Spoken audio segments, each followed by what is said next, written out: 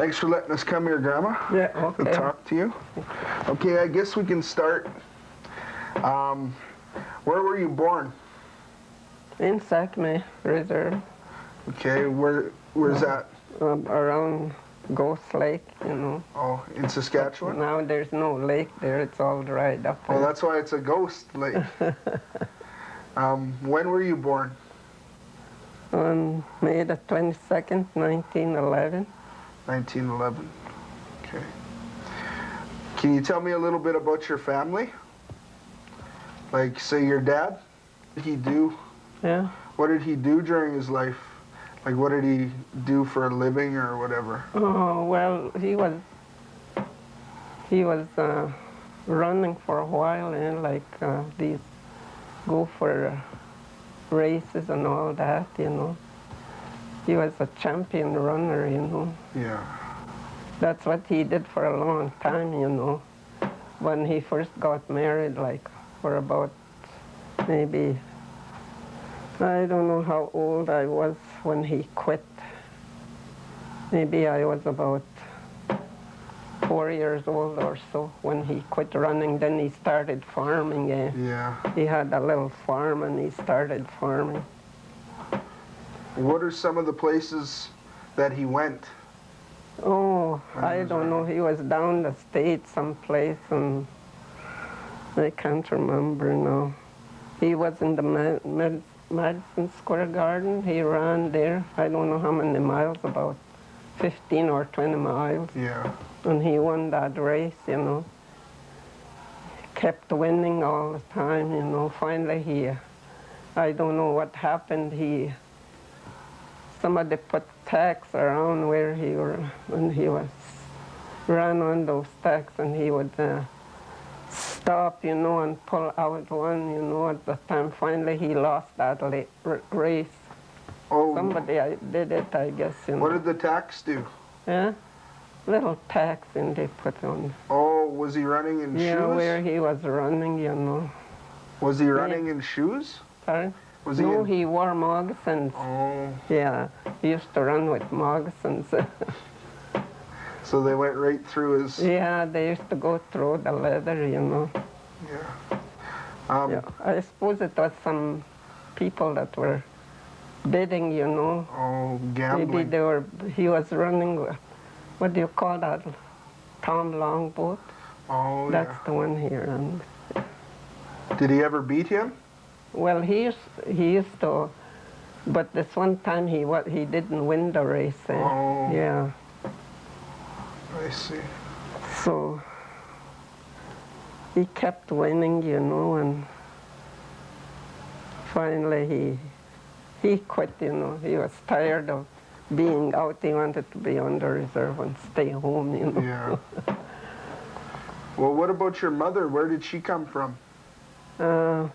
Well, she was adopted by these Indians, and that's how come she lived on the reserve. She was just like an Indian. She was brought up by Indians. Oh, she wasn't Indian, native? just like as good as anybody. But English, well, she was kind of, she talked better Sodo than English. Yeah. Well, where did she originally come from? Oh, her dad was from Ireland. He was Irish. And he came to Canada and got married in Canada. And that's where he started a family, I guess. Yeah. And then she got adopted by... Well, when she was born, when she was a baby, you know, her dad left. He left his wife. Oh. And so she couldn't provide for the baby, you know. Yeah. She had nothing, you know. So she went to the school there, La Brette, you know. That's where she was living close there. So she took the baby there and tried to go and give up her baby to the sisters, to the nuns. Oh. But then the principal said he couldn't, they're not allowed to have babies, you know, the nuns. So Yeah. anyway, he said, I'll take her, he said. So he took her. Oh. He took the baby, and he hired two widows were living close by, I guess, and he hired these widows to take care of the baby. Yeah. So that's how she came. But this priest here, he had already had a couple in mind. That was down in Saskatchewan. So he phoned them. No, he didn't phone. There was no phones at the time. He sent a telegram to them, you know. Yeah. And so then my grandmother, I guess, hitched up she had a Democrat. She hitched up her ponies, and she drove off to La Brette and went and get the baby. She went with her stepdaughter. Did they take anything else besides the horse and buggy? Just their tent. They had to camp halfway because that was quite a ways to go from down in Merval there, you know where Merval is, and they had to go to La Brette. So that was quite a long ways to drive. So they put up their tent halfway and they slept over, and then the next day they got to La Brette.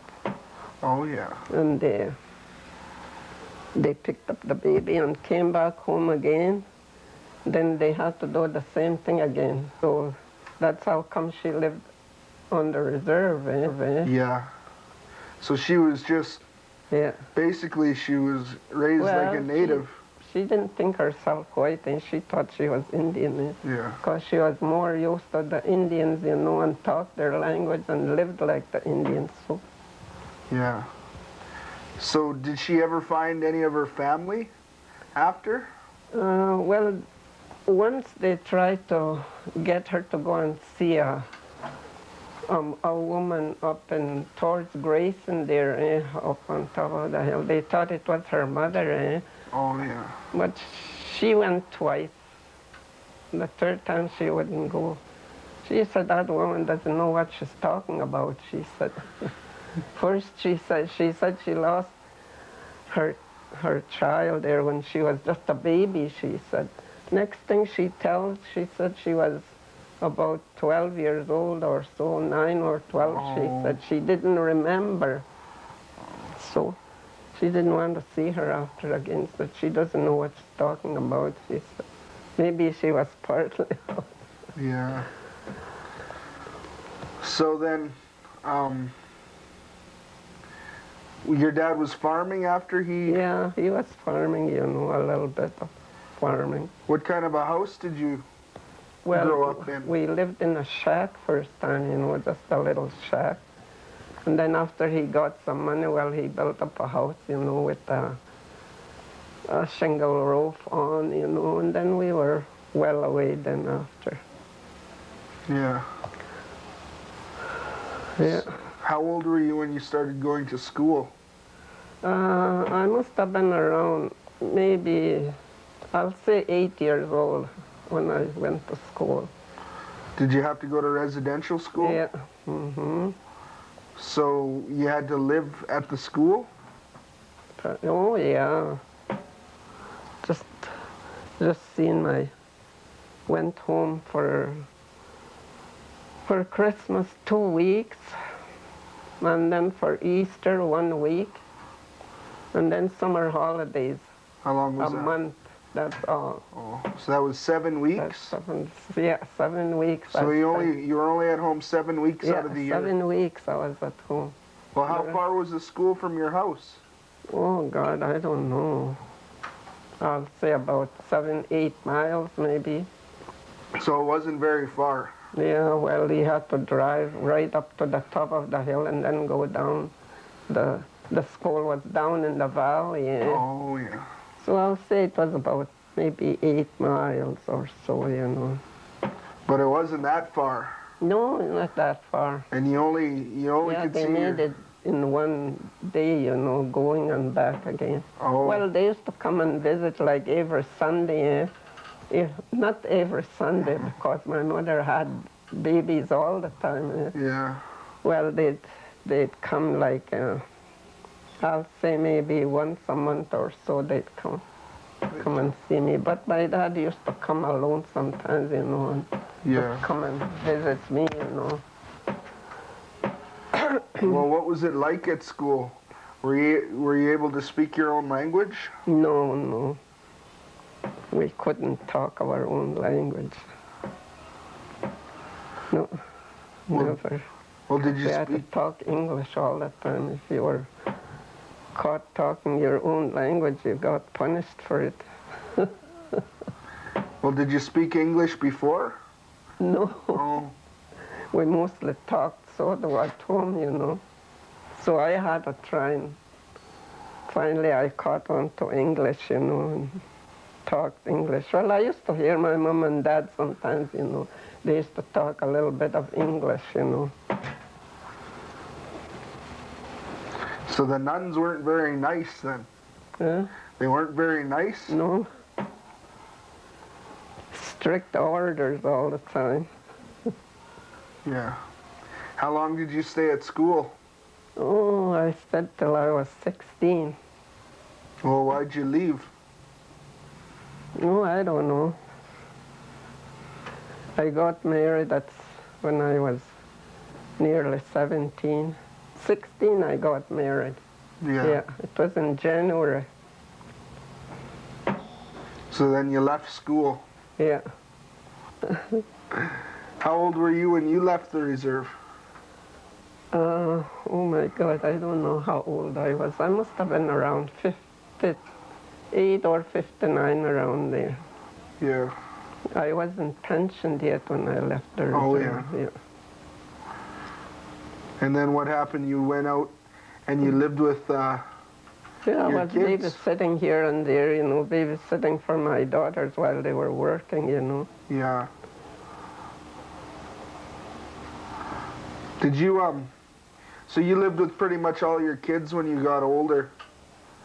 Yeah. When you got older, you lived with pretty much all of your kids? Yeah, I lived with my kids here and there, you know. Yeah. But I used to babysit for them, you know, like Yeah. Myrtle and Frida, you know, I babysat for them. When- And so is Belle. I used to babysit Audra and Janita, you know. Well, when you were younger, did you take care of your dad when he was old? Oh yeah, I used to have them. One time I had them for about a month when we were living down there. Yeah. So that's pretty important for younger people Yeah, to take and then care of. when my mother got, she got a stroke, you know, 3 times. And then she didn't know nothing, so they had to keep her in the hospital. So my dad was all alone, so I had him with me, you know, most of the time. Yeah. So that's pretty important, hey, for the younger people to take care of their elders when they get old. Don't see that now. Do lots of like crafts when you were younger? Oh, yeah, most. When I was in school, I done a lot of knitting. Did you make moccasins? And... Well, only when I left school, I used to see my mother making moccasins, so I tried, you know, making moccasins. Did you Because bead? that's all my dad used to wear was moccasins, you know, and he used to wear them out, you know. And then finally, when my mother was too old to make moccasins, he had to wear shoes. Oh, yeah. So your mother taught you how to make moccasins and Yeah, I used bead? to watch her, you know. Yeah. And did you teach that to anybody? Did you teach anybody how to do that? Did you teach anybody how to bead? Yeah. Nedette used to bead. I taught her how, Yeah. but I don't know now. She left it alone, I think. So that's how things were passed down, though, right? Yeah. When you learn something. She must remember how, you know. Yeah, she still beads a bit. Yeah. So that was important for you to pass that on to somebody, right? Yeah. Well, I used to see my mother doing a lot of beadwork. And my dad used to dance powwow, and she had to make all those things, like, you see lots of beads on the shirts or their moccasins or on their pants. They're like that. She had to do all that. Yeah. Yeah. Every summer she'd make a suit for him, because in the winter time, when he'd be short of money, he'd go and sell his clothes, his beadwork, in town, and the white people used to buy it off him. Yeah. He used to make a little bit of money on that beadwork. Did you go to lots of powwows when you were younger? Yeah, when I was little there, when I used to go to powwows in the summertime, and then in the winter time, well, they always had a big time on Christmas. They had a hall down there. And on New Year's, though, they'd have some kind of a feast going on, Oh, yeah. Well, how about when you were older? When you had kids? No, I quit when I was about 16, I guess. I didn't want to dance anymore powwow. I used to dance all the time. But after I got a little older, I didn't want to dance. I don't know why, but I think when I went back to school, the girls used to kind of make a joke out of it, me dancing powwow, because that time they didn't, they didn't know anything about powwow, or they knew about, but that wasn't going on their reserve, Oh, yeah. But after a while, everybody started, Yeah. Did your husband dance powwow or anything? Mm-mm. No, he didn't dance, and he was too much of a half-breed, I guess. But his mother was a half-breed. Yeah. But his dad was a pure Indian. Did you have sweat lodges happening when you were younger? What's that? Sweat lodges? Did your dad used to go in for sweats and stuff? Oh, he was a great one for that. He had to have a sweat bath every now and then. Yeah. Yeah. Did you ever do that? Me? No, I never. Why not? I don't know. Were women allowed back then? Well, the women didn't go in for that, just the men used to do that. Yeah. As far as I could remember anyway. Yeah. But my dad, when he was at home, he always had one besides by his house, Yeah. I don't know, it made him feel some way, I guess, to have a sweat bath. He had to have one like ever so often, Yeah. He'd go by himself sometimes, in his sweat bath. What about sweetgrass? Did you ever see that much? Yeah. What was it used for? Do you remember? Well, sweetgrass, well, my dad always had a braid like, sweetgrass. I don't know. When there'd be a storm, I would see him breaking it and putting it on the stove. He'd burn it. I don't know what it was for. It was a big thunderstorm. He'd burn the sweetgrass. What about when you were younger? Did you ever go to a Sundance? Yeah, I went to a few. Mm-hmm. What were they like? Well, these sun dances I went to, they weren't, they were just sun dances, the usual sun dances, but Yeah. they fast all day, maybe 2 days, they'd be behind those, whatever you call it. They had that's where they would stay in a big teepee, and they'd have these little stalls, like, Yeah. they'd be behind those stalls there all day. Sometimes they'd be dancing all night, the next day all day. We seen a woman fainting one time. She was so hungry, I guess. They had to take her out of there. Yeah. Well, what happens? Like, Well, she just fainted. I guess she was so hungry, so they took her out and fed her and gave her a drink. They don't even drink, you know, they just stay like that, yeah. stay dry. Well, like, what other things happen during the Sundance? They just dance, that's all, eh? Does somebody come in with? Oh, yeah, that's long time ago, you know. That's when they were. This is another thing, I don't know how they call this one.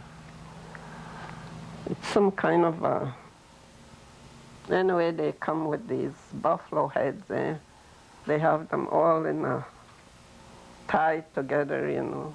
Some of them have, I don't know how many, 5, 10 maybe, you know, and they drag those from where. How do they drag them? Well, they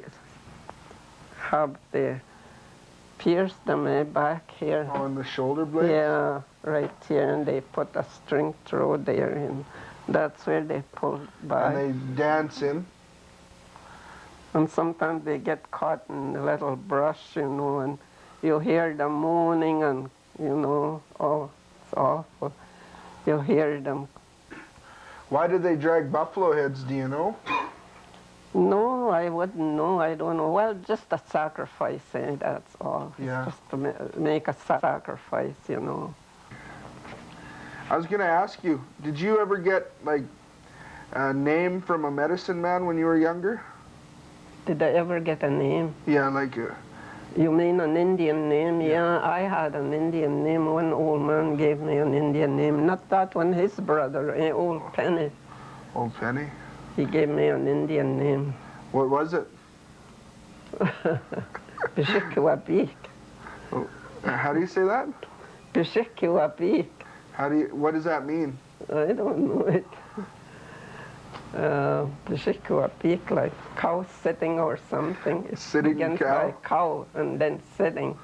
Oh, Pishikiwapik. Pishiki is a cow, eh? oh yeah. That's the Indian name I got, but they never called me that, you know what? Only him, when he'd see me, he'd call me that, you know. Did you have a job on the reserve when you lived there? Me? Yeah. Did I get a job on the reserve? No, that's the only place I worked was at the residential school. Oh, what did you do there? Oh, I used to work in the kitchen, you know.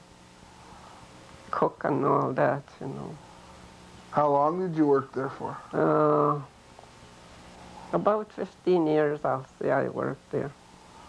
What did they pay? Oh, I used to make bread too. You know, I used to make bread in a big machine. 3 times a week I used to bake bread there. I used to make about from 100 to 200 loaves a day for the children, eh? Oh. This was for the children. But I had to make bread in another big pan that was for the staff by hand, this one, because they didn't like the bread made in the machine. Oh. That was just good for the children, I guess. Oh. I don't know what was the difference. What did they pay you there? I started with 40 cents an hour. That's not a heck of a lot. Yeah. And then finally, I don't know how many years I worked there for 40 cents an hour. Finally, a new principal came. Yeah. And he raised the wages. I can't remember, to $2.50 an hour, I think. Oh, I thought that was big money, you know. What are some of the reserves that are around Sakami? Like What other are- reserves that are close by? Oh, you mean how many reserves there is? Oh, I know there's Sakmi, and then there's Cousins, and then there's Chapawish, and Kakiustahow, and there's 3 other reserves. I don't know the last reserve, how they call it. And those are all pretty close. Yeah, well, they're all like this. Yeah. The far one over there, you know, that's Crees over there, mostly Crees. And then this Cousins here, it's, well, I don't know how you would call it. Mostly half-breeds, I guess. And then, That's how my grandmother used to call them. Apchogoshanak, that means half-breeds. oh. When you first moved off the reserve, was it hard for you? Not really, you know. I don't know, in some way or another, I guess I was glad to get out of there. Had such hard times, you know. Yeah. Okay, well, thanks for joining us today and listening to a little bit of my family history. I hope it I hope it shows people what life was like long ago for the native people of this country. Thanks a lot. And thanks again for having us, Grandma. Yeah, okay. Goodbye. Next time you have everything written on a piece of paper, what do you want to ask me? So you could memorize it. Okay.